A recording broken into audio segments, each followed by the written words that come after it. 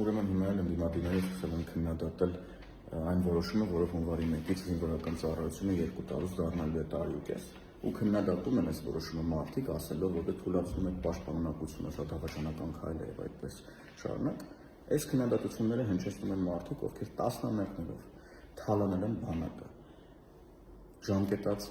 զենքեր են ուրեմն մատակարարել բանակին, զինվորներին 2 տարի տարել են ժամկետային զինծառայության, այդ 2 տարին ինչի համար չեն օգտագործել ժամկետային զինծառայողներին, էլ շինարարությունների մեջ, էլ եսի միջերի մեջ, կաշառք են վերցրել արձակուրդ ուղարկելու համար, այս են արել են, այս են այս մարդիկ։ Մենք 2 տարի ծառայել ենք, ես 2 տարի ծառայել եմ Հայաստանի Հանրապետության զինված ուժերում սրանց կառավարման տարիներին։ Եվ հիմա սրանք եկել են եւ փորձում են քննադատել այս որոշումը։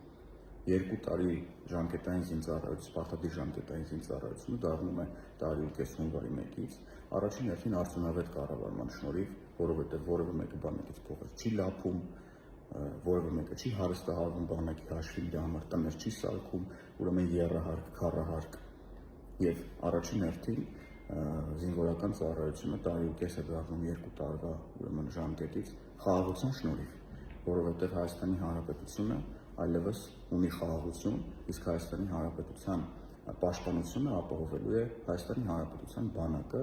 որի զարգացման համար ռեսուրսներ չեն խնայվում եւ դուք ուրեմն դրա մասին սիրելի հայրենակիցներ շատ լավ գիտեք եւ բնավ կարիք չկա լսելու թալանչիներին, ուրեմն խաբեբաներին եւ ուրեմն բանակը թալանողներին։